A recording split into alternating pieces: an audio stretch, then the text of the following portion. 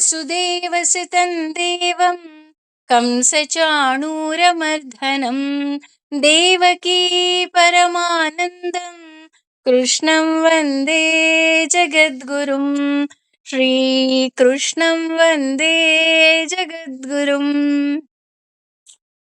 ಅವನು ಎಷ್ಟು ಸುಂದರವಾಗಿ ಹೇಳ್ತಾನೆ ಅಂತ ಅಂದ್ರೆ, ನೀನು ತಿಳಿಯದೆ ಯಾವುದೇ ಕೆಲಸ ಮಾಡಿದ್ರು ಅದ್ರ ಫಲ ನಿನಗೆ 100% ಬರೋದಿಲ್ಲ.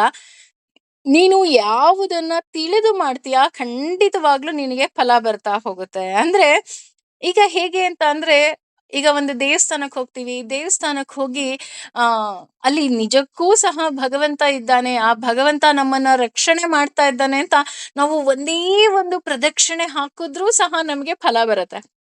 ಅದು ಬಿಟ್ಟು ಯಾರೋ ಹೇಳಿದಾರೆ ಅಂತ 100 ಪ್ರದಕ್ಷಿಣೆ ಹಾಕಿದ್ರೂ ಸಹ ನಮ್ಗೆ ಫಲ ಬರೋದಿಲ್ಲ. ಅದು ಹೇಗೆ ಅಂದ್ರೆ, ಗಾಣದ ಎತ್ತು ಆ ಗಾಣದ ಸುತ್ತಿದ ಹಾಗೆ ಅಂತ ಹೇಳ್ತಾ ಹೋಗ್ತಾರೆ. ಅಂದ್ರೆ ಹೇಳ್ಬೋದು, ಹೌದು ಗಾಣದ ಎತ್ತು ಸುತ್ತಿದ್ದಕ್ಕೆ ಅಲ್ವಾ ನಮಗೆ ಎಣ್ಣೆ ಬಂದಿದ್ದು ಅಂತ. ಆದ್ರೆ ಎಣ್ಣೆ ಬಂದಿದ್ದು ಆ ಹಸುವಿಗಲ್ಲ, ಎಣ್ಣೆ ಬಂದಿದ್ದು ಅವನ ಮಾಲೀಕನಿಗೆ ಅಲ್ವಾ. ಅದೇ ರೀತಿ ನಾವು ಯಾವ ಕೆಲಸವನ್ನ ಮಾಡ್ತೀವಿ, ಆ ಕೆಲಸವನ್ನ ನಾವು ತಿಳಿದು, ಈಗ ಉದಾಹರಣೆ ನಾವು ಹೇಳ್ತೀವಲ್ಲ, ಸರ್ವಂ ಶ್ರೀ ಕೃಷ್ಣಾರ್ಪಣಮಸ್ತು ಅಂತ ಹೇಳ್ತಾ ಇದೀವಿ ಅಂತ ಅಂದ್ರೇನೆ ಅದು ಮನಸ್ಫೂರ್ತಿಯಾಗಿ ಹೇಳ್ಬೇಕು. ಭಗವಂತ ನನಗೇನೂ ಬೇಡ, ನೀನೇ ಬೇಕು. ನೋಡಿ ಯಾಕೆ ಅಂತ ಅಂದ್ರೆ, ನನಗೇನೂ ಬೇಡ ಅಂತ ಅಂದಾಗ ಹೌದಾ ಇವ್ರಿಗೇನು ಬೇಡ್ವಾ ಅಂತ ಅನ್ಕೋಬಹುದು. ಆದ್ರೆ ನಾವು ಕೇಳ್ತಾ ಇರೋದು ಅಂತಿಂತದ್ದಲ್ಲ.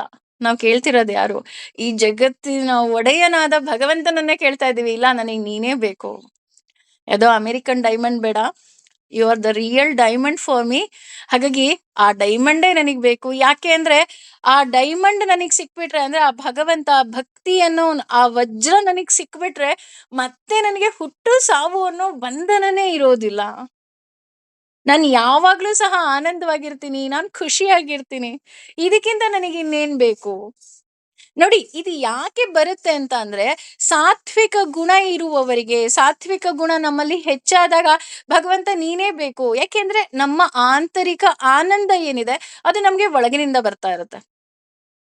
ಯಾವುದೋ ಒಂದು ವಸ್ತುವಿನಿಂದನೋ ಯಾವುದೋ ಒಂದು ವ್ಯಕ್ತಿಯಿಂದನೋ ನಮ್ಗೆ ಆ ಆನಂದ ಸಿಕ್ಕೋದಿಲ್ಲ. ಹಾಗಾಗಿ ಈ ಗುಣಗಳನ್ನ ನೀನು ತಿಳಿದಾಗ ನಿನಗೆ ಫಲ ಬರ್ತಾ ಹೋಗುತ್ತೆ ಅಂತ ಹೇಳ್ತಾರೆ. ಹೌದಾ? ಹಾಗಿದ್ರೆ ಯಾವ ರೀತಿ ಫಲ ಬರುತ್ತೆ? ಈಗ ಗುಣಗಳು ಅಂದಾಗ ನನಗೆ ಗೊತ್ತಾಯ್ತು, ರಜೋಗುಣ, ತಮೋಗುಣ ಮತ್ತೆ ಸಾತ್ವಿಕ ಗುಣ. ಆ ಸಾತ್ವಿಕದ ಗುಣಗಳ ಬಗ್ಗೆ ಅಂದ್ರೆ ಅಷ್ಟೂ ಗುಣಗಳ ಬಗ್ಗೆ ನನಗೆ ವಿವರಣೆನೂ ಸಿಕ್ತು. ಹಾಗಿದ್ರೆ ಆ ಗುಣಗಳ ಫಲ ಏನು ಅಂದ್ರೆ, ಯಾವ ಯಾವ ಗುಣ ಇದ್ದಾಗ ನನಗೆ ಯಾವ ಯಾವ ರೀತಿಯ ಫಲ ಬರ್ತಾ ಹೋಗುತ್ತೆ ಅಂತ ಭಗವಂತ ಹೇಳ್ತಾ ಹೋಗ್ತಾನೆ. ಅದರಲ್ಲಿ ಮೊದಲಿಗೆ ಹೇಳ್ತಾ ಇದ್ದಾನೆ, ಸತ್ವಂ, ಸತ್ವಗುಣದಿಂದ ಸಂಜಾಯತೆ ಬೆಳೆಯುತ್ತದೆ ಜ್ಞಾನಂ, ಜ್ಞಾನವು. ರಜಸಃ, ರಜೋಗುಣದಿಂದ ಲೋಭ, ದುರಾಸೆಯು. ಏವ ಖಂಡಿತವಾಗಿಯೂ ಛ ಕೂಡ ಪ್ರಮಾದ, ಮತಿಭ್ರಮಣೆ, ಮೋಹ, ಭ್ರಾಂತಿ. ತಮಸಃ, ತಮೋಗುಣದಿಂದ ಭವತಃ ಬೆಳೆಯುತ್ತದೆ ಅಜ್ಞಾನಂ, ಅಜ್ಞಾನವು. ಏವ ಖಂಡಿತವಾಗಿಯೂ ಛ ಕೂಡ. ಅಂದ್ರೆ ಯಾವ ಯಾವ ಗುಣದವರಿಗೆ ಏನೇನು ಬೆಳೀತಾ ಹೋಗುತ್ತೆ ಅಂತ ಹೇಳ್ತಾ ಹೋಗ್ತಾರೆ. ಯಾವಾಗ ಒಬ್ಬ ವ್ಯಕ್ತಿ ಒಳ್ಳೆಯ ಕರ್ಮಗಳನ್ನ ಅಂದ್ರೆ ಸುಕರ್ಮ ಅಂತ ಹೇಳ್ತಾ ಹೋಗ್ತಾರೆ, ಆ ಸುಕರ್ಮಗಳನ್ನ ಮಾಡ್ತಾ ಹೋಗ್ತಾನೆ, ಸಾತ್ವಿಕ ಕೆಲಸಗಳನ್ನ ಮಾಡ್ತಾ ಹೋಗ್ತಾನೆ, ಅವನಿಗೆ ಸಾತ್ವಿಕ ಫಲನೇ ಸಿಗ್ತಾ ಹೋಗುತ್ತೆ. ಸಾತ್ವಿಕ ಫಲ ಅಂದ್ರೆ ಏನು? ಸದಾ ಭಗವಂತನ ಚಿಂತನೆ. ಭಗವಂತ ನನ್ನ ಕೈಲಿ ಈ ಕೆಲಸ ಮಾಡಿಸ್ತಾ ಇದೆಯಾ ಅಷ್ಟೇ, I am just like A post man, ನನಗೆ ಖಂಡಿತವಾಗ್ಲು ನನಗೇನು ಬೇಡ ಹೇಳ್ತಾರಲ್ಲ. ಅಂದ್ರೆ ನನಗೆ ಏನೂ ಬೇಡ ಅನ್ನೋದಕ್ಕಿಂತ ಸಾತ್ವಿಕ ಫಲದ ಜ್ಞಾನ ಏನಾಗುತ್ತೆ, ಸಾತ್ವಿಕ ಫಲದ ಸಾತ್ವಿಕತೆಯ ಗುಣದ ಫಲ ಏನಪ್ಪಾ ಅಂದ್ರೆ ಅದು ಜ್ಞಾನ ಅಂತ ಹೇಳ್ತಾ ಹೋಗ್ತಾರೆ. ಆದ್ರೆ ನಾವೇನ್ ಅನ್ಕೊಂಡ್ಬಿಡ್ತೀವಿ ಅಂತ ಅಂದ್ರೆ, ಹಾಗಿದ್ರೆ ಸಾತ್ವಿಕ ಗುಣ ನಮಗೇನೋ ಸಿಕ್ಕುತ್ತೆ ಅಂದ್ರೆ ಯಾವುದೋ ವಸ್ತು ಸಿಕ್ಕುತ್ತೆ, ಅಥವಾ ಏನೋ ದೊಡ್ಡ ಮಟ್ಟದ ಕೀರ್ತಿನೋ ನೇಮೋ ಫ್ರೇಮೋ ಏನೋ ಸಿಕ್ಕುತ್ತೆ ಅಂತ ನಾವು ಯೋಚನೆ ಮಾಡ್ತೀವಿ ಅಲ್ಲ. ಫಲ ಅಂದ ತಕ್ಷಣ ವಿ ಥಿಂಕ್ ಲೈಕ್ ದಟ್, ಏನೋ ಸಿಕ್ಕುತ್ತೆ. ಆದ್ರೆ ಇಲ್ಲಿ ಜ್ಞಾನ ಅನ್ನೋದೇ ಫಲ. ಸಾತ್ವಿಕರಿಗೆ ಜ್ಞಾನ ಅನ್ನೋದು ಫಲ ಅಂತೆ. ಹಾಗಿದ್ರೆ ನಮಗನ್ಸ್ಬೋದು, ಅಯ್ಯೋ, ಜ್ಞಾನ ಅದು ಫಲನಾ? ಅದರಿಂದ ಏನ್ರಿ ಯೂಸು? ಏನು ಯೂಸ್ ಇಲ್ಲ. ಜ್ಞಾನ ಅಂದ್ರೆ ಅದರಿಂದ ಏನ್ ಯೂಸ್ ಆಗತ್ತೆ ಅಂತ ಅಂದ್ರೆ, ದೇವರ ಬಗ್ಗೆ ನಮಗೆ ಚೆನ್ನಾಗಿ ತಿಳಿಯೋದೇ ಫಲ ಕಣ್ರಿ. ಯಾಕೆ ದೇವರ ಬಗ್ಗೆ ಚೆನ್ನಾಗಿ ತಿಳಿಯೋದೇ ಫಲ ಅಂತ ಅಂದ್ರೆ, ಈಗ ಆಲ್ರೆಡಿ ನಾವು ತಿಳ್ಕೊಂಡ್ಬಿಟ್ಟಿದೀವಿ, ಯಾವಾಗ ನಾವು ತಿಳಿದು ಕೆಲಸವನ್ನ ಮಾಡ್ತೀವೋ ಆಗ ನಮಗೆ ನಿಜವಾದ ಫಲ ಸಿಕ್ಕತ್ತೆ ಅಂತ. ಹಾಗೆ ಈ ಸಾತ್ವಿಕರಿಗೆ ಯಾವುದೇ ರೀತಿಯಾದಂತಹ ಅಪೇಕ್ಷೆ ಇಲ್ಲದೆ ನಿಸ್ವಾರ್ಥವಾಗಿ ನಾವು ಯಾವಾಗ ಯಾವ ಕೆಲಸವನ್ನ ಮಾಡ್ತೀವಿ ಆಗ ನಮಗೆ ದೇವರ ಬಗ್ಗೆ ಚೆನ್ನಾಗಿ ತಿಳಿತಾ ಹೋಗುತ್ತೆ. ಹೇಗೆ ಅಂದ್ರೆ ಜ್ಞಾನದಿಂದ. ಇದೇ ಸಾತ್ವಿಕರಿಗೆ ಫಲ. ಸೊ ಇದರಿಂದ ಏನ್ ಫಲ ಅಂತ ಅಂದ್ರೆ, ಜ್ಞಾನದಿಂದ ನಮಗೆ ಭಕ್ತಿ ದೊರಕ್ತಾ ಹೋಗುತ್ತೆ. ನಮ್ಮೆಲ್ರಿಗೂ ಗೊತ್ತು, ಭಕ್ತಿಯಿಂದ ನನ್ನ ನಾರಾಯಣನನ್ನ ನಾನು ಸೇರಬಹುದು. ಹೇಳ್ತಾರಲ್ಲ, ನಾನ್ ಬೇಗ ಕೆಲಸ ಮುಗಿಸ್ಬಿಟ್ಟು ಮನೆಗೆ ಓಡ್ ಹೋಗ್ತೀನಿ ಅಂದ್ರೆ ನನ್ನ ಅಮ್ಮ ಕಾಯ್ತಾ ಇರ್ತಾಳೆ, ನನ್ನ ಅಮ್ಮನನ್ನ ನಾನ್ ನೋಡಬಹುದು ಅನ್ನೋ ಒಂದು ಮಗುವಿನ ಆಸೆ ಏನಿರುತ್ತೆ, ಆ ರೀತಿ ನಾವೆಲ್ಲರೂ ಸಹ ಮಕ್ಕಳೇ, ನಮ್ಮ ಆಸೆ ಒಂದೇ ಇರ್ಬೇಕು, ನನ್ನ ತಂದೆಯಾದ ನಾರಾಯಣನನ್ನು ನೋಡ್ಬೇಕು ಅನ್ನೋದು ಅಲ್ವಾ. ಆ ರೀತಿ ಫಲ ದೊರಕ್ತಾ ಹೋಗುತ್ತೆ, ಆ ಆಸೆ ನಮ್ಮಲ್ಲಿ ಮೂಡ್ತಾ ಹೋಗುತ್ತೆ. ಫಲ ಹೇಗೆ ಸಿಕ್ಕುತ್ತೆ, ಅಥವಾ ಇದು ಜ್ಞಾನ ಇಲ್ಲ ಅಂದ್ರೆ ಯಾವ ರೀತಿ ಫಲ ಸಿಕ್ಕುತ್ತೆ ಅಂದ್ರೆ, ಈಗ ಒಬ್ಬ ಏನು ಅವನಿಗೆ ಗದ್ದೆ ಬಗ್ಗೆನೋ ಹೊಲದ ಬಗ್ಗೆನೋ ಅಥವಾ ಬೀಜಗಳ ಬಗ್ಗೆನೋ ಅವನಿಗೆ ಜ್ಞಾನನೇ ಇಲ್ಲ ಅಂತ ಅನ್ಕೊಂಡ್ಬಿಡೋಣ. ಆ ಜ್ಞಾನನೇ ಇಲ್ಲದೆ ಇದ್ದವನಿಗೆ ಇದ್ದಕ್ಕಿದ್ದ ಹಾಗೆ ವ್ಯವಸಾಯ ಮಾಡ್ಬೇಕು ಅನ್ನಿಸ್ಬಿಡುತ್ತೆ. ಅವನು ಗದ್ದೆಗೆ ಹೋಗ್ತಾನೆ, ಏನೋ ಹೋಗಿ ಎಲ್ಲೋ ಏನೋ ಸಿಕ್ಕಿದ್ ಬೀಜ ತಂದು ಗದ್ದೆಗೆ ಹಾಕ್ತಾನೆ, ಕಷ್ಟ ಪಡ್ತಾನೆ, ಬೆಳೆ ಎಲ್ಲ ಬೆಳೆಯುತ್ತೆ. ಆದ್ರೆ ಅದೆಲ್ಲವೂ ಬೆಳೆನೇ ಆಗಿರುತ್ತಾ? ಖಂಡಿತ ಬೆಳೆ ಆಗಿರೋದಿಕ್ ಸಾಧ್ಯನೇ ಇಲ್ಲ. ಯಾಕೆ ಅಂದ್ರೆ ಬೆಳೆ ಆಗ್ಬೇಕು ಅಂದಾಗ ಅವನಿಗೆ ಯಾವ ಬೆಳೆ ಬೇಕೋ ಆ ಬೀಜವನ್ನ ಬಿತ್ತಿದಾಗ ಮಾತ್ರ ಆ ಬೆಳೆ ಬರೋದಿಕ್ಕೆ ಸಾಧ್ಯ ಅಲ್ವಾ. ಅದು ಬಿಟ್ಟು ಸುಮ್ನೆ ಹುಲ್ಲಿನ ಬೀಜವನ್ನ ತಂದು ನಾನು ವ್ಯವಸಾಯ ಮಾಡ್ತಾ ಇದ್ದೀನಿ ಅಂದ್ರೆ ಅರ್ಥ ಏನು? ನೀನ್ ಕಷ್ಟ ಪಡ್ತಾ ಇದೀಯಾ ಸರಿ, ನಾನು ಇಲ್ಲ ಅಂತ ಹೇಳ್ತಾ ಇಲ್ಲ. ನೀನ್ ವ್ಯವಸಾಯನೂ ಮಾಡ್ತಾ ಇದೀಯಾ, ಅದು ಸರಿ, ಅದನ್ನು ನಾನು ಒಪ್ತೀನಿ. ಆದ್ರೆ ನೀನ್ ನೆಟ್ಟಿರೋ ಬೀಜ ಎಂತದ್ದು? ಅದು ಫಲ ಬರೋದಿಕ್ಕೆ ಹೇಗೆ ಸಾಧ್ಯ? ಅಲ್ವಾ. ನೋಡಿ, ಇಲ್ಲಿ ಸಾತ್ವಿಕರಿಗೆ ಜ್ಞಾನ ಇದೆ ಅಂದ್ರೆ ಅರ್ಥ ಏನಪ್ಪಾ ಅಂತ ಅಂದ್ರೆ, ಅವರಿಗೆ ಗೊತ್ತು ಗದ್ದೆ ಹೇಗಿರುತ್ತೆ, ಯಾವ ಬೀಜವನ್ನ ನೆಡಬೇಕು. ಉದಾಹರಣೆ, ಇದು ಒಳ್ಳೆ ಭತ್ತನ ಅಥವಾ ಇದು ಒಳ್ಳೆ ರಾಗಿನ ಅಥವಾ ಇದು ಒಳ್ಳೆ ಗೋಧಿನ, ಅವರಿಗೆ ಜ್ಞಾನ ಇದೆ. ಅದೇ ಜ್ಞಾನದ ಬೀಜವನ್ನ ಬಿತ್ತಿ ಅವರು ಬೆಳೆಯನ್ನ ತೆಗಿತಾರೆ. ಜ್ಞಾನ ಇಲ್ದಿದ್ದಾಗ ಅವರಿಗೆ ಫಲ ಬರೋದಕ್ಕೆ ಸಾಧ್ಯವೇ ಇಲ್ಲ. ಹಾಗಾಗಿ ಒಬ್ಬ ವ್ಯವಸಾಯದ ಬಗ್ಗೆ ಸಂಪೂರ್ಣವಾಗಿ ತಿಳಿದವನು ಮಾತ್ರ ಫಲ ಪಡೆಯೋದಿಕ್ಕೆ ಸಾಧ್ಯ. ಇದು ಹೇಗೆ ಬರುತ್ತೆ ಅಂದ್ರೆ, ಅನುಭವದಿಂದ ಜ್ಞಾನ ಬರುತ್ತೆ, ಜ್ಞಾನದಿಂದ ಭಕ್ತಿ ಬರುತ್ತೆ, ಭಕ್ತಿಯಿಂದ ನಾನು ಆಗ್ಲೇ ಹೇಳಿದ ಹಾಗೆ ಭಗವಂತನನ್ನ ನಾವು ಸೇರಬಹುದು. ಈ ಭಗವಂತನನ್ನ ಸೇರ್ಬೋದು, ಭಕ್ತಿ ಇದೆ, ಅನುಭವ ಇದೆ, ಜ್ಞಾನ ಇದೆ ಅಂದಾಗ ಆಬ್ವಿಯಸ್ಲಿ ಈ ಕಲಿಯುಗದಲ್ಲಿ ಅಂತಹವರ ಮೇಲೆ ಆ ಕಲಿಯ ಪ್ರಭಾವ ಖಂಡಿತವಾಗಿಯೂ ಸಹ ಇರೋದಿಲ್ಲ. ಯಾಕೆ ಅಂತ ಅಂದ್ರೆ ಭಗವಂತನೇ ಹೇಳ್ಬಿಟ್ಟಿದ್ದಾನೆ, ನನ್ನ ಭಕ್ತರಿಗೆ ಕಲಿಯ ಪ್ರಭಾವ ಇರಬಾರ್ದು ಅಂತ. ಹಾಗಾಗಿ ಅವರಿಗೆ ಯಾವಾಗ ಜ್ಞಾನ ಇರುತ್ತೆ ಅವರಿಗೆ ಕಲಿಯ ಪ್ರಭಾವ ಇರೋದಿಲ್ಲ. ಇಲ್ಲ ಅಂದ್ರೆ ಕಲಿಯ ಪ್ರಭಾವ ಇರುತ್ತೆ. ಕಲಿ ಪ್ರಭಾವ ಇದೆ ಅಂದಾಗ ಆಬ್ವಿಯಸ್ಲಿ ನಾವು ಮೊದಲೇ ಇಲ್ಲಿ ರಜೋಗುಣ, ತಮೋಗುಣ, ಸಾತ್ವಿಕ ಗುಣ ಅನ್ನೋ 3 ಗುಣಗಳ ಹಗ್ಗ ಇದ್ದು, ಅದರ ಜೊತೆ ಕಲಿಯ ಪ್ರಭಾವ ಅನ್ನೋ ಒಂದು ಕೇಜೊಳಗೂ ನಾವು ಸಿಗ್ಹಾಕೊಂಡ್ಬಿಟ್ಟಿದೀವಿ ಅಂತ ಅಂದ್ರೆ, ನಾನು ನನ್ನ ಮನೆಗೆ ಹೋಗೋದಿಕ್ಕೆ ಹೇಗೆ ಸಾಧ್ಯ? ಎಷ್ಟು ಕಷ್ಟ ಆಗ್ತಾ ಹೋಗುತ್ತೆ ಅಲ್ವಾ. ಸೊ ನಾವು ನಮ್ಮ ಮಾರ್ಗವನ್ನ ಸುಲಭ ಮಾಡ್ಕೋಬೇಕು ಅಂದಾಗ ನಾವು ಆದಷ್ಟು ಅತಿ ಹೆಚ್ಚಿನ ಸಾತ್ವಿಕತೆಯಲ್ಲಿ ನಾವು ತೊಡಗಿರ್ಬೇಕಾಗತ್ತೆ. ಜ್ಞಾನದ ಫಲ ಬರುತ್ತೆ, ಹಾಗೇನೆ ಕಲಿ ಪ್ರಭಾವ ಸಹ ಕಡಿಮೆ ಆಗ್ತಾ ಹೋಗುತ್ತೆ. ಬಟ್ ಫಾರ್ ಅಸ್ ನಮ್ಮೆಲ್ರಿಗೂ ಫಲ ಅಂದ್ರೆ ಏನಪ್ಪಾ ಅಂತ ಅಂದ್ರೆ, ನಮ್ಮೆಲ್ರಿಗೂ ಫಲ ಅಂತ ಅಂದ್ರೆ ರಜಸೋ ಲೋಭ ಏವಚ. ಎಸ್, ನನಗಿವತ್ತು ದುಡ್ಡು ಸಿಕ್ತು, ನನಗ್ ಕಾರ್ ಸಿಕ್ತು, ನನಗ್ ಬಂಗ್ಲೆ ಸಿಕ್ತು, ನನಗೊಂದು ಕಾಸ್ಟ್ಲಿ ಸ್ಯಾರಿ ತಗೊಂಡೆ, ಒಡವೆ ತಗೊಂಡೆ ಅಲ್ವಾ? ಅಂದ್ರೆ ಹಣ ಅವಶ್ಯಕತೆ ಇದೆ, ಇಲ್ಲ ಅಂತ ನಾನು ಖಂಡಿತವಾಗ್ಲೂ ಹೇಳೋದಿಲ್ಲ. ಹಣದ ಅವಶ್ಯಕತೆ ಇದೆ, ಒಡವೆಯ ಅವಶ್ಯಕತೆ ಇದೆ, ಸೀರೆಯ ಅವಶ್ಯಕತೆ ಇದೆ, ಮನೆ ಕಾರ್ ಎಲ್ಲ ಅವಶ್ಯಕತೆ ಇದೆ, ಯಾವ್ದು ಇಲ್ಲ ಅಂತ ಹೇಳ್ತಿಲ್ಲ. ಆದ್ರೆ ಇನ್ನೂ ಬೇಕು ಬೇಕು ಬೇಕು ಬೇಕು ಬೇಕು ಬೇಕು ಬೇಕು ಅನ್ನೋದೇ ನಮ್ಮಲ್ಲಿ ಇದ್ದಾಗ ನಮಗೆ ಹೇಗೆ ಭಗವಂತನನ್ನ ಸೇರೋದಿಕ್ಕೆ ಸಾಧ್ಯ? ನೋಡಿ, ಅದಕ್ಕೆ ಅವನು ಎಷ್ಟು ಬುದ್ಧಿವಂತ ಭಗವಂತ ಅಂತ ಹೇಳಿದ್ರೆ, ಎಲ್ಲ ಕೆಲಸವನ್ನ ಮಾಡಿ ಆ ಮಕ್ಕಳನ್ನ ಸಾಕುವಂತಹ ಕೆಲಸವನ್ನ ಈ 3 ದೇವಿಯರಿಗೆ ಕೊಟ್ಬಿಟ್ಟಿದ್ದಾನೆ. ಯಾಕಪ್ಪ ಅಂತ ಅಂದ್ರೆ, ಆ ಮಕ್ಳ ಅತ್ತಾಗೆಲ್ಲ ಏನ್ ಮಾಡು, ಈಗ ಕೆಲವರು ಮಕ್ಳನ್ ಬಿಟ್ಟು ಹೋಗ್ತಾರೆ ನೋಡಿ. ಮಕ್ಳನ್ ಬಿಟ್ಟು ಹೋದಾಗ ಅವ್ರು ಹೇಳ್ತಾರೆ, ಮಗು ಏನಾದ್ರು ತುಂಬಾ ಹತ್ರ ಈ ಬಿಸ್ಕೆಟ್ ಕೊಟ್ಬಿಡಿ, ಬಿಸ್ಕೆಟ್ ತಿಂದು ಸುಮ್ನಾಗತ್ತೆ. ಅಥವಾ ಇನ್ನೂ ತುಂಬಾ ಹತ್ರ ಚಾಕ್ಲೇಟ್ ಕೊಡಿ, ಸುಮ್ನೆ ಆಗತ್ತೆ. ಅಥವಾ ಇನ್ನೂ ತುಂಬಾ ಹತ್ರ ಒಂಚೂರು ಹೊರಗಡೆ ಕರ್ಕೊಂಡು ಹೋಗಿ, ಸುಮ್ನಾಗ್ಬಿಡುತ್ತ ಮಗು. ಅಮ್ಮ ಬೇಕಂತ ಏನ್ ಕೇಳಲ್ಲ ಅಲ್ವಾ? ಸೊ ನಾವು ಏನಾಗ್ಬಿಟ್ಟಿದೀವಿ, ಆ ಎಳೆ ಮಗು ತರ ಆಗ್ಬಿಟ್ಟಿದೀವಿ.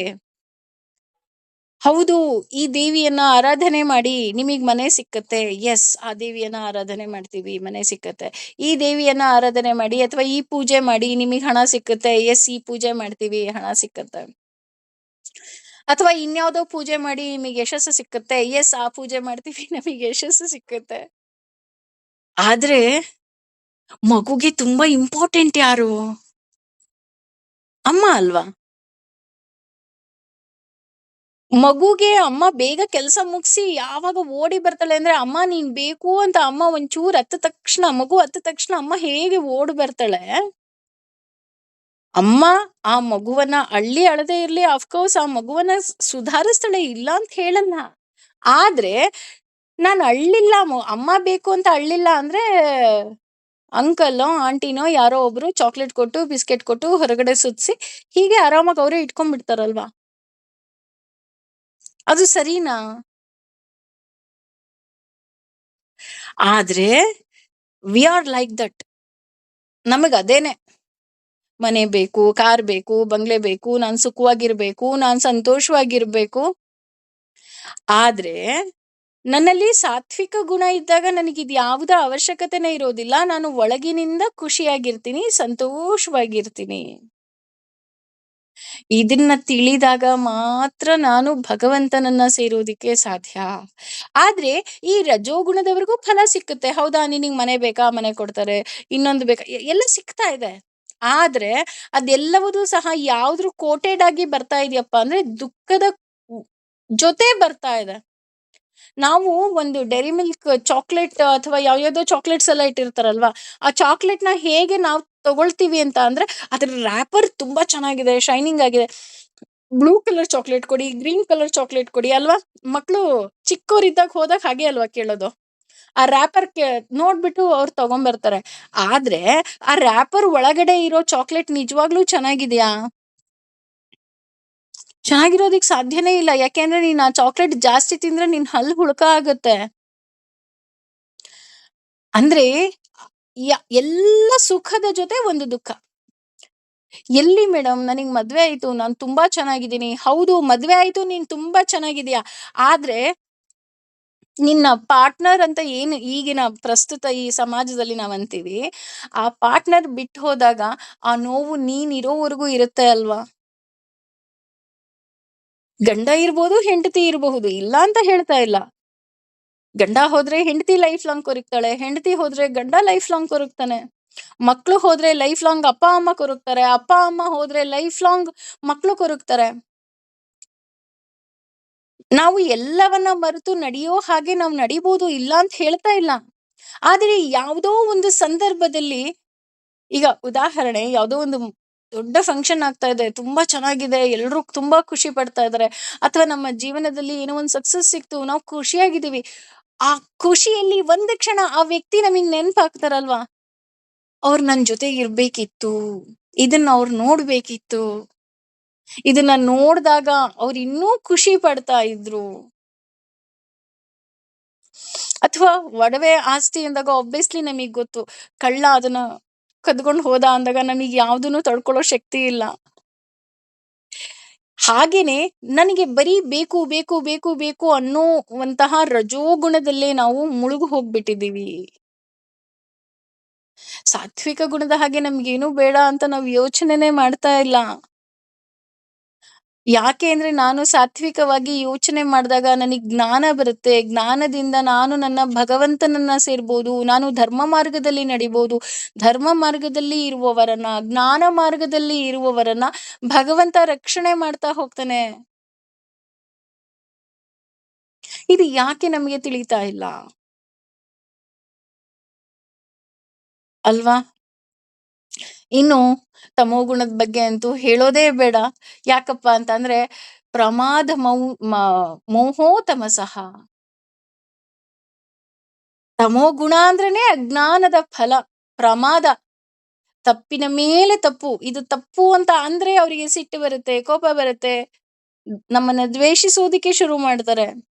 ಇಲ್ಲಪ್ಪ ನೀನ್ ದೇವ್ರ ಬಗ್ಗೆ ಎಲ್ಲ ಆ ರೀತಿ ಕೆಟ್ಟ ಕೆಟ್ಟದಾಗಿ ಮಾತಾಡ್ಬೇಡ, ಭಗವಂತನೇ ಎಲ್ಲ ಅಂತ ಅಂದ್ರೆ ನಿಮಗೇನ್ರಿ ಗೊತ್ತು ಅಂತ ಇನ್ನಷ್ಟು ಭಗವಂತನಿಗೆ ಬೈಗುಳ ಮಾಡಿ ಇನ್ನಷ್ಟು ಅವರ ಪಾಪದ ಫಲವನ್ನ ಹೆಚ್ಚಿಸ್ಕೊಳ್ತಾ ಹೋಗ್ತಾರೆ ಅಲ್ವಾ? ಹಾಗೇನೆ ಇಲ್ಲಿ ಹೇಳ್ತಾರೆ ತಮೋ ಗುಣ ಅಂತ ಅಂದ್ರೇನೆ ಪ್ರಮಾದ. ಪ್ರಮಾದ ಅಂದ್ರೆ ತಪ್ಪಿನ ಮೇಲೆ ತಪ್ಪು ಮಾಡ್ತಾರೆ. ಹಾಗೇನೆ ಮೋಹ, ವಿಪರೀತವಾದ ಆಸೆ. ಒಂದು ಪ್ರಮಾದ ಮಾಡ್ತಾರೆ, ಇನ್ನೊಂದು ಮೋಹ ಇದೆ. ಇದ್ರ ಮೇಲೆ ಬಿಸಿ ಬಿಸಿ ಬೇಳೆ ಹೋಳಿಗೆ ಮೇಲೆ ಇನ್ನೊಂದಿಷ್ಟು ತುಪ್ಪ ಹಾಕಿದ ಹಾಗೆ ಅದ್ರ ರುಚಿ ಹೆಚ್ಚಾಗೋ ಹಾಗೆ ಈ ಬೆಂಕಿಗೆ ತುಪ್ಪ ಹಾಕ್ತಾರಲ್ಲ, ಆ ರೀತಿಯಾಗಿ ಏನಾಗುತ್ತೆ, ಇನ್ನೂ ಉರಿಯೋದಿಕ್ ಶುರು ಆಗತ್ತೆ. ಇದಕ್ಕೆ ಇನ್ನು ಪ್ಲಸ್ ಪಾಯಿಂಟ್ ಅನ್ನೋ ಹಾಗೆ ಅವರಿಗೆ ಅಜ್ಞಾನ ಆವರಿಸಿರುತ್ತೆ. ಅಜ್ಞಾನ ಆವರಿಸಾದಾಗ ಏನಾಗುತ್ತೆ, ಅವರಲ್ಲಿರೋ ಒಳ್ಳೆ ಗುಣನೂ ನಮಗೆ ಕಾಣೋದಿಲ್ಲ. ಅವನಲ್ಲಿ ಏನೋ ಒಂದು ಎರಡು ಒಳ್ಳೆ ಗುಣಗಳಿರುತ್ತೆ, ಆದ್ರೆ ಆ ಒಳ್ಳೆ ಗುಣನೂ ಅವ್ರಿಗೆ ಕಾಣೋದಿಲ್ಲ. ಯಾಕೆ ಅಂತ ಅಂದ್ರೆ ಅಜ್ಞಾನದಿಂದ ಇನ್ನಷ್ಟು ಮತ್ತಷ್ಟು ಅವರು ಕವರ್ ಆಗೋಗ್ಬಿಟ್ಟಿರ್ತಾರೆ. ತಮೋ ಗುಣದಿಂದ ಕೂಡಿದವರಿಗೆ ಇದೇ ರೀತಿಯಾದಂತಹ ಫಲ ದೊರಕ್ತಾ ಹೋಗತ್ತೆ. ಅಂದ್ರೆ ತಮೋ ಗುಣದವರು ಏನಾಗ್ತಾ ಹೋಗ್ತಾರೆ ಅಂತ ಅಂದ್ರೆ ಇನ್ನೂ ಅಧೋಗತಿಗೆ ಹೋಗ್ತಾ ಹೋಗ್ತಾರೆ. ಯಾಕೆ ಅಂತ ಅಂದ್ರೆ ಅವರಲ್ಲಿ ಯಾವುದೇ ರೀತಿಯಾದಂತಹ ತಪ್ಪಿನ ಮೇಲೆ ತಪ್ಪು, ಮೋಹ, ಅಜ್ಞಾನ ಇದೆಲ್ಲ ಇರೋದ್ರಿಂದ ಅವರು ಮೇಲಕ್ಕೆ ಹೋಗೋದಿರ್ಲಿ ಅಥವಾ ಇರೋ ಪರಿಸ್ಥಿತಿಯಲ್ಲಿ ಇರೋದಕ್ಕಿಂತ ಅವ್ರು ಇನ್ನೂ ಕೆಳಗೆ ಹೋಗ್ತಾ ಹೋಗ್ತಾರೆ. ಅವಾಗ ನಮ್ಗೆ ಅನ್ನಿಸ್ಬೋದು, ಇಲ್ಲಪ್ಪ ಅಂತ ಅವ್ರನ್ನೆಲ್ಲ ನಾವು ನೋಡಿದೀವಿ, ಅವ್ರು ಇನ್ನೂ ತುಂಬಾ ಚೆನ್ನಾಗಿದ್ದಾರೆ, ಅವರೇ ಆಕ್ಚುಲಿ ನಮ್ಗಿಂತ ಚೆನ್ನಾಗಿರೋದು. ನೀವ್ ಅಂತೀರಾ ಅಷ್ಟೇ ಸಾತ್ವಿಕರು, ಭಗವಂತ ಭಗವಂತ ಅನ್ನಿ, ಭಗವಂತ ನನಗೇನೂ ಬೇಡ, ಭಗವಂತ ನೀನೇ ಬೇಕು ಅಂತ ಹೇಳಿ ಅಂತ ನೀವ್ ಹೇಳ್ತೀರಾ ಅಷ್ಟೇ.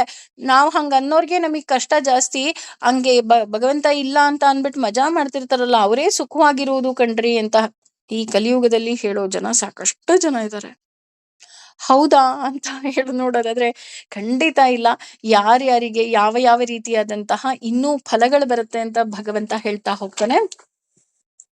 ಊರ್ಧ್ವಗಂ, ಮೇಲಕ್ಕೆ, ಗಚ್ಚತಿ, ಹೋಗುತ್ತಾರೆ, ಸತ್ವಸ್ಥ ಅಂದ್ರೆ ಸಾತ್ವಿಕ ಗುಣದಲ್ಲಿ ಇರುವವರು, ಮಧ್ಯೆ, ಮಧ್ಯದಲ್ಲಿ, ತಿಷ್ಟಂತಿ, ಇರುತ್ತಾರೆ, ರಾಜಸಾಹ, ರಾಜಸ ಗುಣದವರು, ಅಜನ್ ಆ ಜಗನ್ಯ ಅಂದ್ರೆ ಕೀಳು ಗುಣ, ಗುಣದಲ್ಲಿ, ವೃತ್ತಿಸ್ಥ ವೃತ್ತಿಯಲ್ಲಿ, ಅಧಃ ಕೆಳಗೆ, ಗಚ್ಚತಿ ಹೋಗುತ್ತಾರೆ, ತಮಸಃ ತಮೋ ಗುಣ ಉಳ್ಳವರು. ಅಂದ್ರೆ ಈ ಮೂರು ಗುಣಗಳಿಂದ ಮಾಡಿದಂತಹ ಕೆಲಸದಿಂದ ಅಥವಾ ಮೂರು ಗುಣದಿಂದ ಮಾಡಿದಂತಹ ಕೆಲವು ಪರಿಣಾಮಗಳು ಹೇಗಿರುತ್ತೆ ಅಂತ ಅಂದ್ರೆ, ಇದು ಸತ್ತ ಬಳಿಕವೂ ನಮ್ಮ ಜೊತೆ ಇರುತ್ತೆ. ಸತ್ತ ಬಳಿಕವೂ ಸಹ ಈ ಸಾತ್ವಿಕರು ಮೇಲಿನ ಪದವಿಗೆ ಹೋಗ್ತಾ ಹೋಗ್ತಾರೆ. ಈಗ ನಾವ್ ಅನ್ಕೋಬಹುದು, ಊರ್ಧ್ವ ಗಚ್ಚತಿ ಸತ್ವಸ್ಥಾಹ ಅಂದ್ರೆ ಮೇಲಕ್ಕೆ ಹೋಗ್ತಾರೆ ಅಂತ ಅಂದ ತಕ್ಷಣ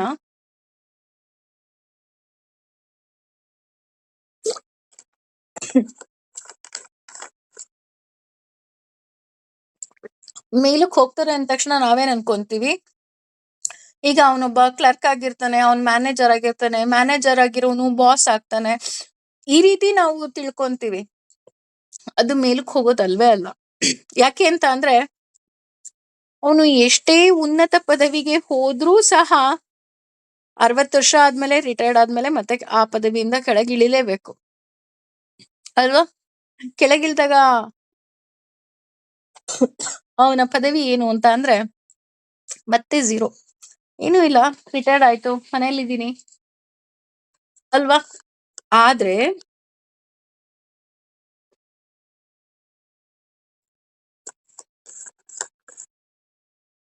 ಈ ಮೇಲಕ್ಕೆ ಹೋಗೋದು ಅಂತ ಅಂದ್ರೆ ಮೇಲಿನ ಲೋಕಕ್ಕೆ ಹೋಗೋದು, ಏರೋದು.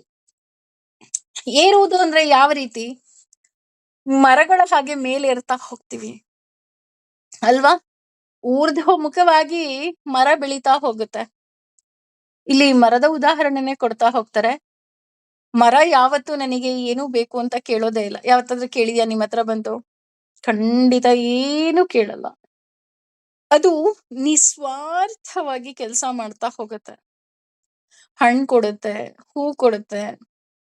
ಕೊನೆಗೆ ಕೆಲವು ಪ್ರಾಣಿ ಪಕ್ಷಿಗಳಿಗೆ ಆಸರೆ ಆಗಿರುತ್ತೆ. ಅಷ್ಟೇ ಅಲ್ಲ, ಬೇಸಿಗೆಯಲ್ಲಿ ನೆರಳು ಕೊಡುತ್ತೆ ಅಲ್ವಾ? ಪರೋಪಕಾರಿಯಾಗಿರುತ್ತೆ ಆ ಮರ. ಆ ಮರಕ್ಕೆ ಆ ಮರದ ಹಾಗೆ ನಾವಿರ್ಬೇಕು ಅಂತ ಹೇಳ್ತಾ ಹೋಗ್ತಾರೆ. ಇದಕ್ಕೆ ಒಂದು ಸುಂದರವಾದ ಕಥೆ ಅಂದ್ರೆ ನಮ್ಮ ರಾಮಾಯಣದಲ್ಲಿ ಬರ್ತಾ ಹೋಗುತ್ತೆ. ಸಾಕಷ್ಟು ಜನ ಕೇಳಿದೀರಾ ಈ ಕಥೆ ಅಂತ ಅನ್ಕೊಳ್ತೀನಿ. ಆ ಒಂದು ದಿನ ಗುರುಗಳು ಮತ್ತೆ ಶಿಷ್ಯ ಇಬ್ರು ಕಾಡಿನ ಮಧ್ಯದಲ್ಲಿ ಹೋಗ್ತಾ ಇರ್ತಾರೆ. ಕಾಡಿನ ಮಧ್ಯದಲ್ಲಿ ಹೋದಾಗ ಗುರುಗಳು ಇದ್ದಕ್ಕಿದ್ದ ಹಾಗೆ ನಿಂತು ತಥಾಸ್ತು ಅಂತ ಹೇಳ್ತಾರೆ. ಶಿಷ್ಯನಿಗೆ ಆಶ್ಚರ್ಯ ಆಗತ್ತೆ. ಸುತ್ತಮುತ್ತ ನೋಡ್ತಾನೆ, ಅಲ್ಲಿ ಯಾರೂ ಇರೋದಿಲ್ಲ. ಗುರುಗಳೇ, ನೀವ್ ಯಾರಿಗೆ ತಥಾಸ್ತು ಅಂದ್ರಿ? ಇಲ್ಲಿ ಯಾರು ಇಲ್ವೇ ಇಲ್ವಲ್ಲ? ಇಲ್ಲ, ನಾನು ನನ್ನ ದಿವ್ಯ ದೃಷ್ಟಿಯಿಂದ ಆ ಮರದ ಮಾತನ್ನ ಕೇಳ್ದೆ. ಆ ಮರದ ಮಾತನ್ನ ಕೇಳಿ ನನಗೆ ತುಂಬಾ ಖುಷಿ ಆಯ್ತು, ಅದಕ್ಕೆ ತಥಾಸ್ತು ಅಂದೆ. ಹೌದಾ? ಏನ್ ಕೇಳ್ತು ಆ ಮರ? ನಾನು ಮುಂದೆ ಚಕ್ರವರ್ತಿ ಆಗ್ಬೇಕು ಅಂತ ಕೇಳ್ತು. ಶಿಷ್ಯನಿಗೆ ಎಲ್ಲಿಲ್ಲದ ನಗು. ಅಲ್ಲ, ಇದು ಮರ, ಇದು ಹೋಗಿ ಚಕ್ರವರ್ತಿ ಆಗ್ಬೇಕಂತ ಎಂಥ ಆಸೆ ಇದಕ್ಕೆ ಅಂತ ಅನ್ಬಿಟ್ಟು ನಗ್ಬಿಟ್ಟು ಸುಮ್ನೆ ಹೋಗ್ಬಿಡ್ತಾನೆ. ಹೀಗೆ ಕಾಲ ಕಳೆಯುತ್ತೆ. ಕಾಲ ಕಳೆದಾಗ ಒಂದು ದಿನ ರಾತ್ರಿ ಇದ್ದಕ್ಕಿದ್ದ ಹಾಗೆ ದೊಡ್ಡ ಬಿರುಗಾಳಿ ಬರುತ್ತೆ. ಬಿರುಗಾಳಿ ಬಂದಾಗ ಆ ಮರ ಬಿದ್ದು ಹೋಗುತ್ತೆ. ಅದೇ ದಿನ ಬೆಳಗ್ಗೆ ಆ ಶಿಷ್ಯ ಬಂದಾಗ ಆ ಮರ ಬಿದ್ದು ಹೋಗಿದ್ ನೋಡಿ ದೊಡ್ಡದಾಗಿ ಚಕ್ರವರ್ತಿ ಆಗ್ಬೇಕಂತೆ. ಬಿದ್ದೇ ಹೋದ್ಯಲ್ಲ, ಒಂದು ಆ ಸಿಡಿಲು ಅಥವಾ ಬಿರುಗಾಳಿಗೆನೆ ತಡ್ಕೊಳಕ್ ಆಗಿಲ್ಲ, ಬಿದ್ದು ಹೋಗಿದ್ಯಾ, ನೀನೆಂತ ಚಕ್ರವರ್ತಿ ಅಂತ ಬೈಕೊಂಡು ಹೋಗ್ತಾನೆ. ಕಾಲ ಕಳೆಯುತ್ತೆ. ಕಾಲ ಕಳೆದ ಮೇಲೆ ಆ ಶಿಷ್ಯ ಓಡಿ ಬಂದು ಗುರುಗಳೇ, ನಿಮಗೆ ವಿಷಯ ಗೊತ್ತಾಯ್ತಾ ಅಂತ. ಏನು ಅಂತ ಕೇಳಿದಾಗ ಆ ಶಿಷ್ಯ ಹೇಳ್ತಾನೆ, ನಮ್ಮ ಭರತ ಚಕ್ರವರ್ತಿ ರಾಮನನ್ನ ಹುಡುಕಿದ್ರಂತೆ. ಅವರು ವನದಲ್ಲಿ ಇದ್ದಾಗ ಅವರನ್ನ ಹುಡುಕಿ ನೀನು ಬಾ ಮತ್ತೆ ಹಿಂಗೆ ಅಂದ್ರೆ ಅಲ್ಲಿ ದಶರಥ ಮಹಾರಾಜನು ಸತ್ತು ಹೋಗಿರ್ತಾರಲ್ಲ, ಹಾಗಾಗಿ ನೀನು ಬಾ ಮತ್ತೆ ಅಂತ ಕೇಳಿದಾಗ, ಇಲ್ಲ ನಾನು ಬರೋದೇ ಇಲ್ಲ, ನಾನು 12 ವರ್ಷ ಅಜ್ಞಾತವಾಸವನ್ನ ಮುಗಿಸ್ಕೊಂಡೇ ಬರ್ತೀನಿ ಅಂತ ರಾಮಚಂದ್ರ ಹೇಳದ್ರಂತೆ. ಆದ್ರೆ ಭರತ ಚಕ್ರವರ್ತಿನೂ ಬಿಡ್ಲಿಲ್ಲ. ರಾಮನ ಪಾದುಕೆಯನ್ನೇ ತೆಗೆದುಕೊಂಡು ಬಂದು ಆ ರಾಮನ ಪಾದುಕೆಯನ್ನೇ ಸಿಂಹಾಸನದ ಮೇಲಿಟ್ಟು ಅವರು ರಾಜ್ಯಭಾರವನ್ನ ಮಾಡ್ತಾರಂತೆ. ಅವಾಗ ಗುರುಗಳು ನಕ್ಬಿಟ್ಟು ಹೇಳ್ತಾರ, ನೀನವತ್ತು ಮರಕ್ಕೆ ಹೇಳ್ದೆ ನೀನ್ ದೊಡ್ಡ ಚಕ್ರವರ್ತಿ ಆಗ್ತೀಯಾ ಅಂತ.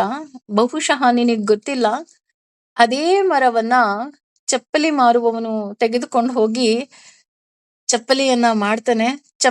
ಪಾದುಕೆಯನ್ನ ಮಾಡಿ ರಾಮ ಕಾಡಿಗೆ ಹೋಗ್ಬೇಕಾದ್ರೆ ಅದೇ ಪಾದುಕೆಯನ್ನ ರಾಮನ ಕಾಲಿಗೆ ಹಾಕಿ, ಕೊನೆ ಪಕ್ಷ ಈ ಪಾದುಕೆಯನ್ನಾದ್ರೂ ಹಾಕೊಂಡ್ ಹೋಗಿ ಅಂತ ಅವನ ಅತ್ತಾಗ ರಾಮ ಆ ಪಾದುಕೆಯನ್ನ ಹಾಕೊಂಡ್ ಹೋದ. ಅದೇ ಪಾದುಕೆನೆ ಇವತ್ತು ಸಿಂಹಾಸನದ ಮೇಲೆ ಕೂತಿದೆ. ಅದ್ ನಿಜಕ್ಕೂ ಚಕ್ರವರ್ತಿನೇ ಇವಾಗ. ಯಾಕೆಂದ್ರೆ ರಾಮನ ಪಾದುಕೆನೆ ಅಲ್ವಾ ರಾಜ್ಯಭಾರ ಮಾಡ್ತಾ ಇರೋದು. ಅಂದ್ರೆ ನಮ್ಮ ಚಿಂತನೆ ನೋಡಿ, ಎಲ್ಲವುದಕ್ಕೂ ಎಲ್ಲದಕ್ಕೂ ಕಾರಣ ನಮ್ಮ ಮನಸ್ಸು, ನಮ್ಮ ಚಿಂತನೆ ಅನ್ನೋದಕ್ಕೆ ಅದು ನಿಸ್ವಾರ್ಥವಾಗಿತ್ತು. ಅದು ಯಾವತ್ತೂ ಯಾವ ಮರವೂ ಅಷ್ಟೇ ಅಲ್ವಾ? ನಿಸ್ವಾರ್ಥವಾಗಿರುತ್ತೆ. ಯಾರು ಬಂದ್ರೂ ನೆರಳು ಕೊಡುತ್ತೆ, ಯಾರು ಬಂದ್ರೂ ಕೂತಿರುತ್ತೆ. ಪ್ರಾಣಿ ಪಕ್ಷಿಗಳಿಗೆ ಅದ್ರಲ್ಲಿ ಆದಂತಹ ಸಹಾಯ ಮಾಡುತ್ತೆ, ಯಾರಿಗೂ ತೊಂದರೆ ಕೊಡಲ್ಲ, ಅದ್ರ ಪಾಡಿಗೆ ಅದಿರುತ್ತೆ. ಕೊನೆಗೆ ಅದು ಚಕ್ರವರ್ತಿನೇ ಆಗೋಯ್ತು. ಅದಕ್ಕೆ ಹೇಳೋದು, ಇಲ್ಲಿ ಮರದ ಹಾಗೆ ಊರ್ಧ್ವಮುಖವಾಗಿ ಬೆಳೀತಾ ಹೋಗ್ತೀವಿ. ಯಾರು ಸಾತ್ವಿಕರು ಅಂದ್ರೆ, ಇಲ್ಲಿ ಏರಿಕೆ ಅಂದ್ರೆ ನಾನು ಹೇಳದ್ನಲ್ಲ, ಪದವಿಯಿಂದ ಏರಿಕೆ ಅಲ್ಲ, ಅಂತರಂಗದಿಂದ ನಾವು ಏರಿಕೆ ಪಡಿತಾ ಹೋಗ್ತೀವಿ. ಯಾಕೆ ಅಂತರಂಗದಿಂದ ಏರಿಕೆ ಪಡಿತಾ ಹೋಗ್ತಾರೆ ಸಾತ್ವಿಕರು ಅಂತ ಅಂದ್ರೆ, ನಮ್ಗೆ ಒಬ್ರು ಹೃದಯದಲ್ಲಿ ಯಾರೋ ಒಬ್ರು ಸ್ಥಾನ ಕೊಡ್ತಾರೆ ಅಂತ ಅಂದ್ರೆ ಅದು ತುಂಬಾ ದೊಡ್ಡ ಸ್ಥಾನ ಅಲ್ವಾ? ಅಥವಾ ಯಾರೋ ತಮ್ಮ ಮಾತಿನಲ್ಲಿ ಅಯ್ಯೋ ಅವ್ರು ಒಳ್ಳೆಯವರಪ್ಪ ಅಂತ ಅಂತಾನೆ ಅಂದ್ರೆ ಅದಕ್ಕಿಂತ ದೊಡ್ಡ ಸ್ಥಾನ ಏನಿದೆ? ಹಾಗಾಗಿ ಇವ್ರು ಆಂತರಿಕವಾಗಿ ಮೇಲಕ್ಕೆ ಏರ್ತಾ ಹೋಗ್ತಾರೆ. ಅಷ್ಟೇ ಅಲ್ಲ, ಇಲ್ಲಿ ಮೇಲಕ್ಕೆ ಏರುವುದು ಅಂತ ಅಂದ್ರೆ ನಮ್ಮ ನಾವು ಸತ್ತ ಬಳಿಕವೂ ಸಹ ಭಗವಂತನ ಲೋಕಕ್ಕೆ ನಾವು ಹೋಗ್ತೀವಿ, ಮೇಲಕ್ಕೆ ಏರ್ತೀವಿ. ಭಗವಂತ ಕೈ ಹಿಡಿದು ನಮ್ಮನ್ನ ಎತ್ತುತ್ತಾ ಹೋಗ್ತಾನೆ. ಅದೇ ರೀತಿ ಮಧ್ಯೆ ತಿಷ್ಠತ್ತಿ ರಾಜಸಾಹ, ಈ ರಾಜಸರು ಏನಿದ್ದಾರೆ, ನನಗ್ ಬೇಕು ಬೇಕು ಬೇಕು ಬೇಕು ಅನ್ನೋದೇನಿದೆ, ಅವರು ಮೇಲಕ್ ಹೋಗಲ್ಲ, ಅವರು ಇದ್ದಲ್ಲೇ ಇರ್ತಾರೆ. ಅಂದ್ರೆ ಇಲ್ಲೇ ಹುಟ್ಟು ಇಲ್ಲೇ ಸಾವು, ಇಲ್ಲೇ ಹುಟ್ಟು ಇಲ್ಲೇ ಸಾವು. ಯಾರು ರಜೋಗುಣದವರು, ಅವ್ರಿಗೆ ಮುಕ್ತಿ ಮೋಕ್ಷ ಅನ್ನೋದು ಇಲ್ವೇ ಇಲ್ಲ. ಯಾಕೆ ಅಂತ ಅಂದ್ರೆ ಅವ್ರಿಗಿನ್ನು ಬೇಕು ಅನ್ನೋದು ಬಿಡೋದೇ ಇಲ್ವಲ್ಲ. ನೀನು ಯಾವಾಗ ಬೇಕು ಅನ್ನೋದು ಬಿಡ್ತೀಯ, ಆಗ ತಾನೇ ನಿನ್ನನ್ನ ಮೇಲಕ್ಕೆ ಎತ್ತೋದಿಕ್ಕೆ ಸಾಧ್ಯ. ಭಗವಂತನೂ ಪಾಪ ನೋಡಿ, ನಾವು ಭಗವಂತನ ಮೇಲೆ ಏನೋ ಹೇಳೋದಿಕ್ಕೆ ಆಗೋದಿಲ್ಲ. ಯಾಕೆ ಅಂತ ಅಂದ್ರೆ, ಭಗವಂತ ನನಗೆ ಏನೂ ಬೇಡ, ನೀನೇ ಬೇಕು, ನನ್ನನ್ನ ಮೇಲಕ್ಕೆ ಎತ್ತು ಅಂದಾಗ ತಾನೇ ಅವನ್ ಎತ್ತೋದಿಕ್ಕೆ ಸಾಧ್ಯ. ಅದು ಬಿಟ್ಟು ಇಲ್ಲ ನನಗೆ ಇವತ್ತು ಮನೆ ಸಿಕ್ತು, ಇಲ್ಲ ನನಗೆ 20-30 ಬೇಡ, ನಂಗೆ 30-40 ಬೇಕು, ನಂಗೆ 60-80 ಬೇಕು, ಇಲ್ಲ ನಂಗೆ 2 ಎಕರೆ ಬೇಕು, ಇಲ್ಲ ನನಗೆ ಇನ್ನೇನೋ ಬೇಕು, ಮತ್ತೇನೋ ಬೇಕು. ನೀನೀಗ ಬೇಕಾ? ಮತ್ತೆ ಹುಟ್ಟು, ನೀನೆಲ್ಲ ತಗೋ, ಅನುಭವಿಸು, ಮತ್ತೆ ಹುಟ್ಟು, ಮತ್ತೆ ಹುಟ್ಟು. ಹಾಗಾಗಿ ಈ ರಜೋಗುಣದವ್ರು ಏನ್ ಮಾಡ್ತಾರೆ, ಮತ್ತೆ ಹುಟ್ಟುತ್ತಾನೆ ಇರ್ತಾರೆ. ಇನ್ನು ಇದಕ್ಕೆಲ್ಲಕ್ಕಿಂತ ತಮೋ ಗುಣದವರು, ಅವ್ರಿಗೇನ್ ಹೇಳೋದಿಕ್ಕಾಗತ್ತೆ? ಜಘನ್ಯ ಗುಣ ವೃತ್ತಿಷ್ಠಾಹ ಅದೋ ಗಚ್ಚತಿ ತಾಮಸಃ ಅಂತ ಅಂದ್ರೆ, ಈ ತಮೋ ಗುಣದವರು ಅದೋ ಗತಿಗೆ ಹೋಗ್ತಾರೆ. ಅಂದ್ರೆ ಅದೋ ಗತಿಗೆ ಹೋಗ್ತಾರೆ ಅಂತ ಅಂದ್ರೆ, ಈ ಭೂಮಿಗ್ ಭಾರ ಅಂತ ಹೇಳ್ತೀವಲ್ಲ, ಸಾರಿ ಯಾಕಾದ್ರೂ ಇದಾರಪ್ಪ ಇವ್ರು ಭೂಮಿಗ್ ಭಾರವಾಗಿ ಬದುಕಿದ್ದಾರೆ ಅಂತ ನಾವು ಸಾಮಾನ್ಯವಾಗಿ ಕೆಲವರನ್ನ ನೋಡಿದಾಗ ಹೇಳ್ತೀವಿ. ಆ ರೀತಿ ಭೂಮಿಗೆ ಭಾರವಾಗಿ ಬದುಕ್ತಾರೆ. ಹಾಗೆ ಅವರು ಕೆಟ್ಟ ಕೆಲಸದಲ್ಲಿ ತೊಡಗ್ತಾರೆ. ಈಗ ನಕ್ಸಲೈಟ್ ಆಗ್ಬೋದು, ಇನ್ನೊಬ್ರಾಗ್ಬೋದು, ಮತ್ತೊಬ್ರಾಗ್ಬೋದು, ಯಾರೆಲ್ಲ ಕೆಟ್ಟ ಕೆಲಸವನ್ನ ಮಾಡ್ತಾ ಹೋಗ್ತಾರೆ ಅವರು ಈ ತಮೋ ಗುಣದವರಾಗಿರ್ತಾರೆ. ಜೀವನದಲ್ಲೂ ಅಷ್ಟೇ ಇವ್ರು ಕೆಳಗೆ ಹೋಗ್ತಿರ್ತಾರೆ. ಯಾಕೆ ಅಂತ ಅಂದ್ರೆ ಇವರಿಗೆ ಜ್ಞಾನ ಇಲ್ಲ, ಅಜ್ಞಾನ ಜಾಸ್ತಿ. ಈಗ ಒಬ್ವಿಯಸ್ಲಿ ಅಲ್ವಾ, ಸಿಟ್ಟು ಕೋಪ ಎಲ್ಲ ಇತ್ತು ಅಂದ್ರೆ ಏನಾಗ್ತಾ ಹೋಗ್ತಾರೆ, ಅವರು ಕೆಳಗೆ ಹೋಗ್ತಾರೆ. ಈಗ ಯಾರಿಗೋ ಒಬ್ರಿಗೆ ನಾವು ಬೈತೀವಿ, ಯಾರಿಗೋ ಒಬ್ರ ಮೇಲೆ ಕೂಗಾಡ್ತೀವಿ, ಯಾರೋ ಒಬ್ರ ಮೇಲೆ ನಾವು ದಿನಾ ಜಗಳ ಕಾಯ್ತೀವಿ ಅಂದ್ರೆ ಅವ್ರು ನಮಗ್ ಬೆಲೆ ಕೊಡ್ತಾರ? ಖಂಡಿತ ಬೆಲೆ ಕೊಡಲ್ಲ. ಇದರಿಂದ ಏನಾಗ್ತಾ ಹೋಗ್ತಾರೆ, ಅವರು ಕೆಳಗ್ ಹೋಗ್ತಾರೆ. ಈ ಗುಣಗಳ ಪ್ರಭಾವ ಹೇಗಿರುತ್ತೆ ಅಂತ ಹೇಳ್ತಾ ಹೋಗ್ತಾನೆ ಭಗವಂತ. ವಿಸ್ತಾರವಾದ ಮಾಹಿತಿಯನ್ನೇ ಕೊಟ್ಟ. ಅದೇ ರೀತಿ ಇದು ನಮ್ಮ ಮೇಲೆ ಯಾವ ರೀತಿ ಪರಿಣಾಮ ಬೀರುತ್ತೆ. ಈಗ 3 ಗುಣಗಳ ಬಗ್ಗೆ ನಾವು ತಿಳ್ಕೊಂಡ್ವಿ. 3 ಗುಣಗಳಿಂದ ನಮಗೆ ಇನ್ನೂ ಏನೆಲ್ಲ ಲಾಭ ಇದೆ ಅಂತ ಇನ್ನೂ ಸುಂದರವಾಗಿ ಹೇಳ್ತಾ ಹೋಗ್ತಾನೆ ಭಗವಂತ. ಯಾವ ರೀತಿ ಹೇಳ್ತಾನಪ್ಪ ಅಂತ ಅಂದ್ರೆ, ನಾಣ್ಯಂ ಅಂದ್ರೆ ಅಂದ್ರೆ ನ ಅನನ್ಯಂ ಅಂತ, ಬೇರೆ ಎಲ್ಲವೆಂದು, ಗುಣಭ್ಯ ಗುಣಗಳಿಂದ, ಕರ್ತಾರರನ್ನು, ಯಥ ಯಾವಾಗ, ದೃಷ್ಟರನ್ನು, ಅನುಪಶ್ಯತಿ ಸರಿಯಾಗಿ ಕಾಣುತ್ತಾನೋ, ಗುಣೇಭ್ಯ ಪ್ರಕೃತಿ ಗುಣಗಳಿಗೆ, ಛ ಮತ್ತು ಪರಂ ಅತಿಶಯನು, ವೇತ್ತಿ ಎಂದು ತಿಳಿಯುತ್ತಾನೆ, ಮದ್ಭಾವಂ ತನ್ನ ಆಧ್ಯಾತ್ಮಿಕ ಸ್ವಭಾವಕ್ಕೆ ಸ ಅವನು ಅಧಿಗಚ್ಚತಿ ಏರುವನು. ಅಂದ್ರೆ ಈ ದೇಹದಲ್ಲಿ ಏನೆಲ್ಲ ಬದಲಾವಣೆಗಳಾಗುತ್ತೆ ಅದಕ್ಕೆ ಈ ಮೂರು ಗುಣಗಳೇ ಕಾರಣ ಅಂತ. ಇವತ್ತು ನನಗೆ ತುಂಬಾ ಕೆಲವು ನೋಡಿ ನಮ್ಮ ಜೀವನದಲ್ಲಿ ನಮ್ಗೆ ಗೊತ್ತಿಲ್ಲದೆ ಇರೋ ರಹಸ್ಯವನ್ನ ಭಗವದ್ಗೀತೆ ತೆರೆದಿಡುತ್ತೆ ಅನ್ನೋದಕ್ಕೆ ಈ ಶ್ಲೋಕ ಬೆಸ್ಟ್ ಎಕ್ಸಾಂಪಲ್ ಅಂತ ನನಗನ್ಸುತ್ತೆ. ಯಾಕೆ ಅಂತ ಅಂದ್ರೆ ನಮ್ಮೆಲ್ಲರಿಗೂ ಅನುಭವ ಆಗುತ್ತೆ. ಮಲಗ್ಬಿಟ್ಟು ಬೆಳಗ್ಗೆ ಎದ್ದೇಳ್ತೀವಿ, ಇದ್ದಕ್ಕಿದ್ದ ಹಾಗೆ ಏನೋ ಗೊತ್ತಿಲ್ಲ, ಇವತ್ ನಾನು ತುಂಬಾ ಖುಷಿಯಾಗಿದ್ದೀನಪ್ಪ, ಏನೋ ಒಂಥರ ಫ್ರೆಶ್ ಅನ್ನಿಸ್ತಿದೆ, ನನಗ್ ಫುಲ್ ಖುಷಿಯಾಗಿದ್ದೀನಿ, ಏನೋ ಅಂತ ಗೊತ್ತಿಲ್ಲ, ಏನೂ ಆಗಿಲ್ಲ ಮನೇಲಿ, ಏನು ಅಂದ್ರೆ ಏನೂ ಆಗಿಲ್ಲ, ಆದ್ರೆ ನಾನು ತುಂಬಾ ಖುಷಿಯಾಗಿದ್ದೀನಿ. ಈ ರೀತಿ ಅನುಭವ ಆಗಿದೆ ಅಲ್ವಾ ಎಲ್ರಿಗೂ? ಏನೂ ಆಗಿರಲ್ಲ, ಬೆಳಗ್ಗೆ ಎದ್ದೇಳ್ತಿದ್ದಂಗೆ we feel we are happy. ಹಾಗೇನೆ ಇದ್ದಕ್ಕಿದ್ದ ಹಾಗೆ ಬೆಳಿಗ್ಗೆ ಎದ್ರೆ ಎಲ್ಲರ ಮೇಲೂ ಕೋಪ ಬರುತ್ತೆ. ಪಾಪ ಯಾರು ಏನೂ ಮಾಡಿರಲ್ಲ, ಇದ್ದಕ್ಕಿದ್ದಂಗೆ ಬೇಜಾರು, ಇದ್ದಕ್ಕಿದ್ದಂಗೆ ಸಿಟ್ಟು, ಏಯ್ ಹೋಗಪ್ಪ ಇವತ್ತೇನೋ ದಿನನೇ ಚೆನ್ನಾಗಿಲ್ಲ, ಯಾಕಪ್ಪ ಈ ರೀತಿ ದಿನಗಳೆಲ್ಲ ಇದೆ, ಚೆನ್ನಾಗಿಲ್ಲ ಇವತ್ತಿನ ದಿನ ಅಂತ ಬೈಕೊಂಡಿದ್ದಂತಹ ದಿನಗಳು ಇದೆ ಅಲ್ವಾ?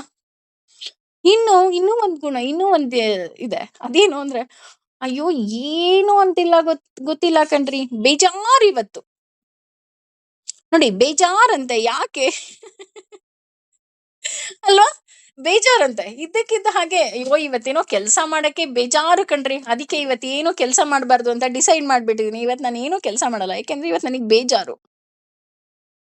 ಎಲ್ಲಿಂದ ಬಂತು ಈ ಬೇಜಾರು, ಈ ಸಿಟ್ಟು, ಕೋಪ, ಖುಷಿ? ಯೋಚನೆ ಮಾಡಿದೀವ ನಾವು?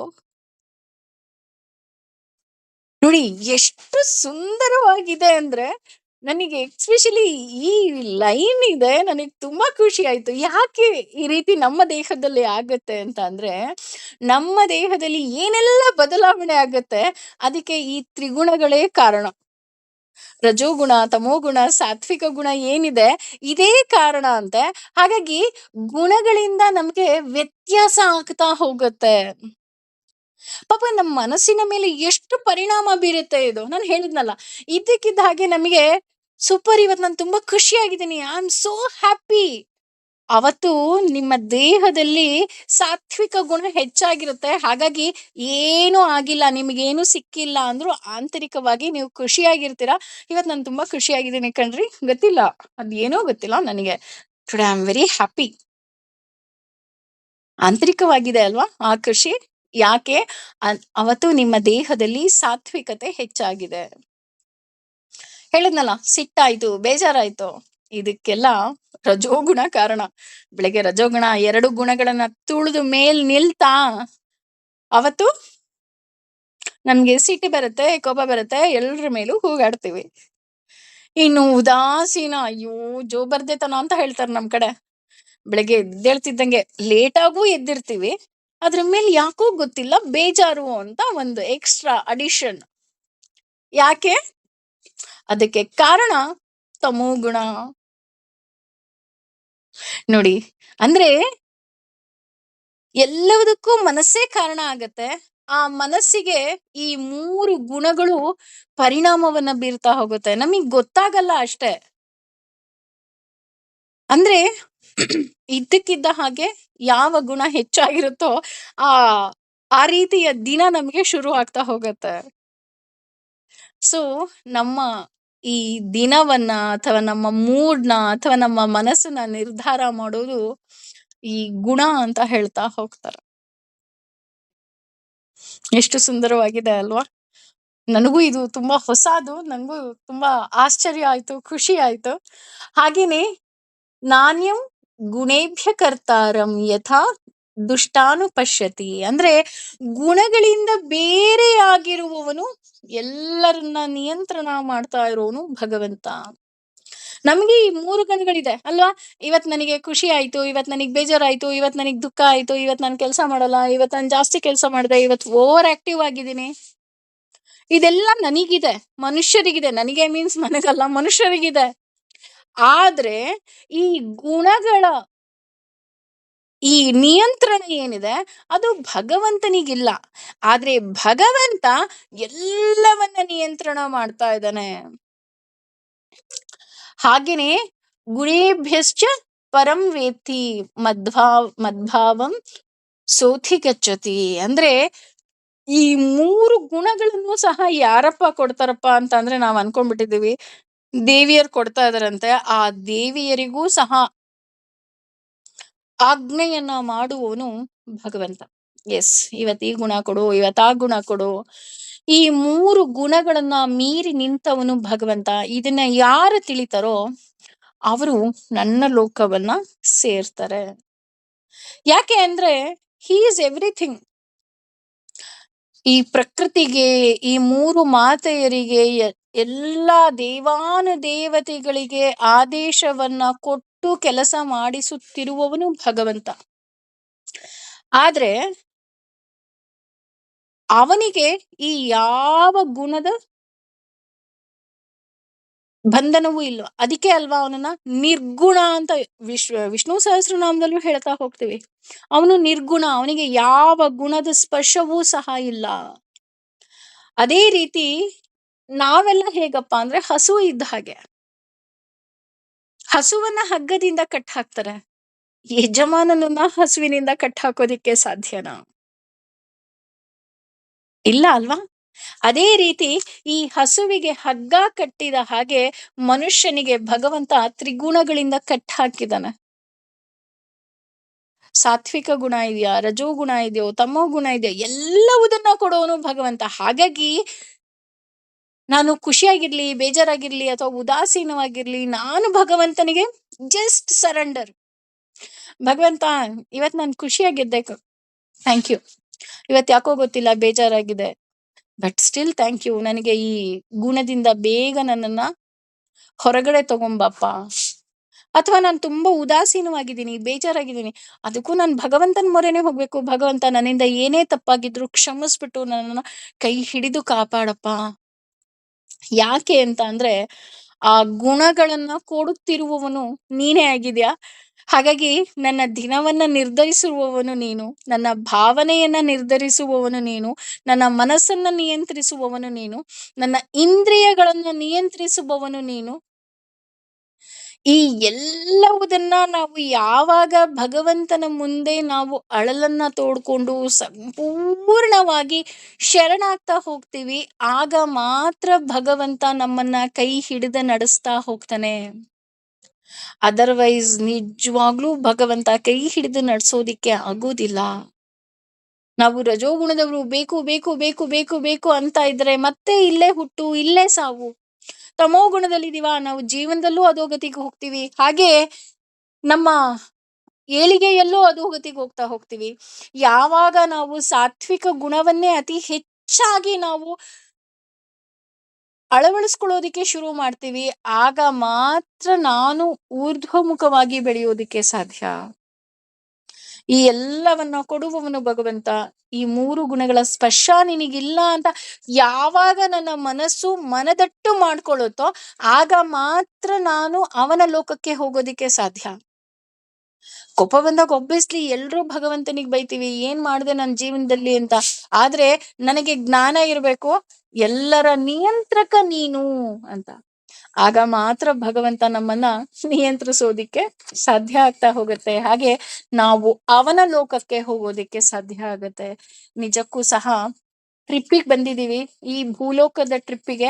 ಈ ಟ್ರಿಪ್ಪನ್ನ ಮುಗಿಸಿ ಆದಷ್ಟು ನನ್ನ ಮನೆಗೆ ನಾನು ಹೋಗ್ಬೇಕಾಗಿದೆ ಅಂತ ಅಂದ್ರೆ ನಾನು ಭಗವಂತನಿಗೆ ಕೇಳ್ಕೋಬೇಕು, ಭಗವಂತ ನನ್ನಲ್ಲಿರುವಂತಹ ಯಾವ ಗುಣ ಇದೆಯೋ ನನಗೆ ಗೊತ್ತಿಲ್ಲ, ಆದ್ರೆ ನನಗೆ ನೀನೇ ಬೇಕು.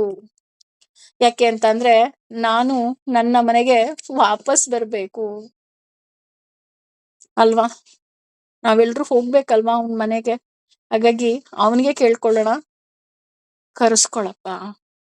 ಕರೆಸ್ಕೊ ಅಂದ ತಕ್ಷಣ ನನ್ನಲ್ಲಿ ಕೆಟ್ಟ ಬುದ್ಧಿ ಇದ್ದು ಕರೆಸ್ಕೊ ಅಂತಲ್ಲ, ನನಗೂ ಒಳ್ಳೆ ಬುದ್ಧಿನೂ ನೀನೇ ಕೊಡು, ಹಾಗೂ ಎಲ್ಲವನ್ನ ಒಳ್ಳೇದು ನನ್ನ ಕೈಲಿ ಮಾಡ್ಸೋ ಜವಾಬ್ದಾರಿನೂ ನಿಂದು ಅಂತ ಯಾವಾಗ ನಾವು ಕಂಪ್ಲೀಟ್ ಸರೆಂಡರ್ ಆಗ್ತಾ ಹೋಗ್ತೀವಿ, ಆಗ ಮಾತ್ರ ಭಗವಂತ ನಮ್ಮನ್ನ ಕೈ ಹಿಡಿದು ನಡೆಸೋದಿಕ್ಕೆ ಸಾಧ್ಯ.